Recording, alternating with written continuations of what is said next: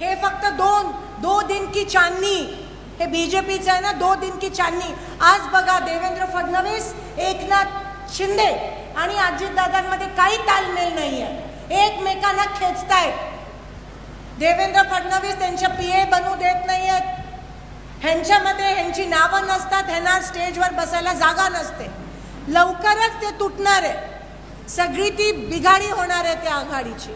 पण काँग्रेस पक्ष कधी तुटत नाही, तो मजबूत असतो आणि काँग्रेस पक्ष कधी कॉम्प्रोमाइज पण होत नाही आणि म्हणून तुमचे मनापासून अभिनंदन करते। आता पण सांगते, काही दिवसात जिल्हा परिषद आणि ग्रामपंचायती निवडणुकी आहेत, तेव्हा पण तुमच्या समोर येतील हे सगळं घेऊन, पण तुम्ही सतर्क राहायला पाहिजे। आपण सगळ्यांनी लढाई एकत्र लढली पाहिजे। शेतकऱ्यांची कर्जमाफी होत नाहीये, लाईट बिल माफ नाही होत आहे आणि अजितदादा काय म्हणतात बघा, किती निगरगट्ट आहेत। अजितदादा काय म्हणतात, ओ इलेक्शनच्या आधी हे सगळं बोललं जातं, त्याच्यानंतर ह्याचं काही महत्त्व नसतं। म्हणजे तुमचा वापर केला, तुमच्या जीवावर मतदान घेतलं आणि इलेक्शनला निवडून आल्यावर तुम्हाला सोडून दिला, तुमचा अपमान केला। किंमतच राहिली नाहीये लोकांची।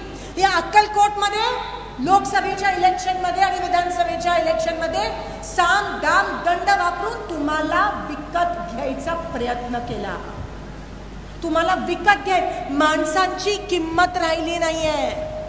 लाडक्या बहिणीचा वापर केला, महाराष्ट्रात दिवाळखोर झालंय।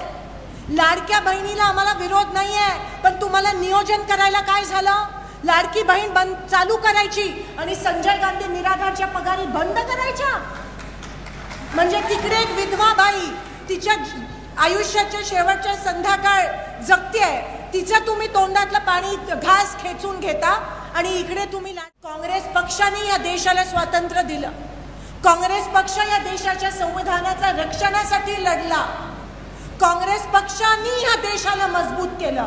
आणि मोदींनी काय केलं, मोदींनी काय केलं, ऑपरेशन सिंदूर मध्ये ट्रम्प तात्यांच्या खाली झुकले आणि काय म्हणतात, झुकेगा नाही साला म्हणे। आओ तुम्ही ट्रम्प तात्यांच्या समोर झुकलात, ज्या दिवशी तुम्ही ट्रम्पच्या समोर झुकलात त्या दिवशी तुम्ही माझ्या देशाला कमजोर केलं। कोण जबाबदार आहे यासाठी मला सांगा। जेव्हा इंदिरा गांधी पंतप्रधान होत्या तेव्हा पाकिस्तान इंदिरा गांधी समोर सरेंडर झालेलं आणि निक्सन जे अमेरिकेचे प्रेसिडेंट होते ते इंदिरा गांधींचं ऐकले, त्यांना ऐकावं लागलं आणि इकडे नेमकं उलटच झालं। इकडे मोठे मोठे बाण सोडतात आणि तिकडे नतमस्तक असे होतात। मी हे का सांगते तुमच्या समोर, कारण का ज्या देशासाठी आपली सेना लढली त्या सेनाला कमकुवत बनवण्याच्या मागे मोदीजी जबाबदार आहे। कारण का ज्या दिवशी तुम्ही पाकिस्तान समोर आणि अमेरिकेत झुकलात तेव्हा आपल्या सेनेचा त्याग जो आहे तो तुम्ही नाकारलात। म्हणजे केवढा मोठा अपमान तुम्ही माझ्या देशाचा आणि माझ्या सेनेचा केला आणि त्याचं पण प्रोपगंडा करत होते। सिंदूर ठिकठिकाणी वाटत होते, तेव्हा आपल्या महिला भगिनींनी म्हणाला आम्हाला नकोय हा फार्स।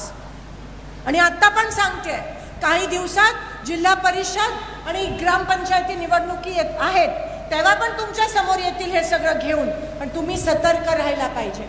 आपण सगळ्यांनी लढाई एकत्र लढली पाहिजे।